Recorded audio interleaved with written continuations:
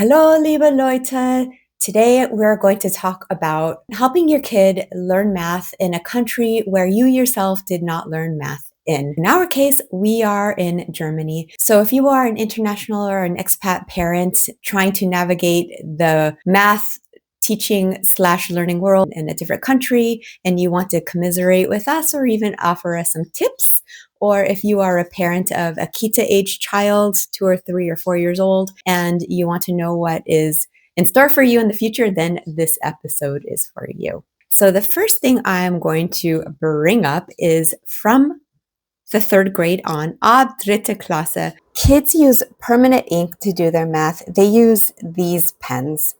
This is a Füller, and there's a little nib where the ink comes out, and you fill the Füller with these cartridges that come in different colors. This is the Tintenkiller that corrects mistakes that were done with the permanent ink from these pens.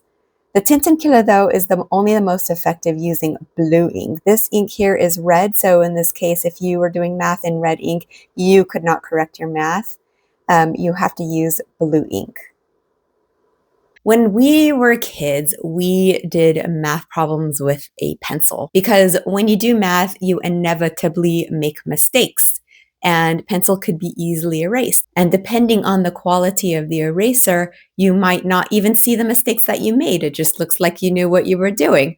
However, with this one, it does have an eraser. The thing is that it only works once. So your kid is only allowed to make one mistake. What happens if your kid redoes their math problem and then they erase it and then they redo it, the ink smears around and it doesn't erase completely. What I would recommend is when you help them with their homework, I would recommend using the good old-fashioned pencil and eraser. Moving on. So if you are at a good level of the language where you are, so we're pretty proficient in our German, but we still have problems helping our kids with word problems.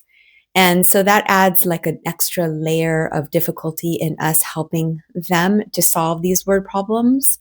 And indeed, both of our girls have had challenges in solving word problems specifically. If they're just giving the raw problem, it's no issue, but it's like all the words, all the German words. So we have a lot of conversations around fluency in our family, and we have come to the conclusion that fluency is a very fluid topic. Let me give you an example of what I mean. Here, the directions say berechne Geschichte. What I know about the verb Geschichte is it comes from the full word schicken, which means to send, and the past tense of to send something is Geschichte. So I'm like, what do they want us to send? This is a math problem. So I looked it up, and thank goodness for Google Translate, because in this context, attached to the berechne, it means clever or cleverly. Okay, so that makes sense. They want you to solve the problem in a non-formulaic way, to think outside the box, but use what you know. See, the learning for us is a never-ending process. This was a book I was recommended by. Somebody recommended this book to me. And it is by a Herr Schmidt. He has his own YouTube channel too.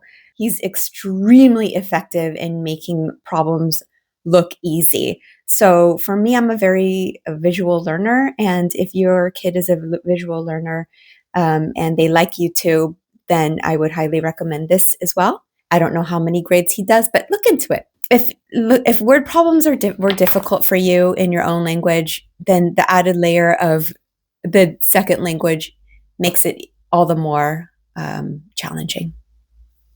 But this guy, yeah, I would recommend him and his books. Okay, so the other thing is the way math problems are solved. When I was a kid, we figured out division problems differently than they do here. And maybe I shouldn't say here. Maybe it's everywhere, and times have changed because I'm a dinosaur, Like I did math in the 80s, and of course they're going to change the way they do problems.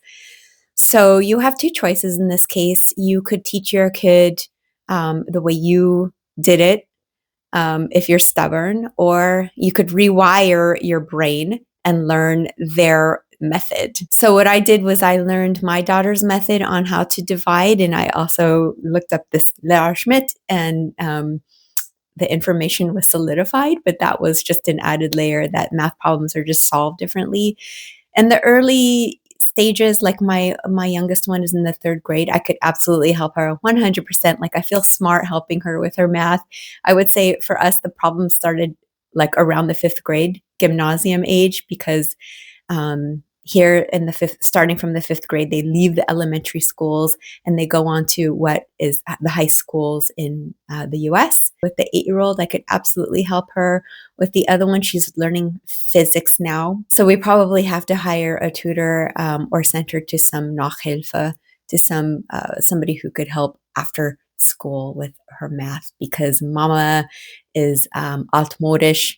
So that concludes this episode. I hope that it was at the very least entertaining for you. If you have any tips or suggestions for us, that would be great. Thanks for watching. See you next time.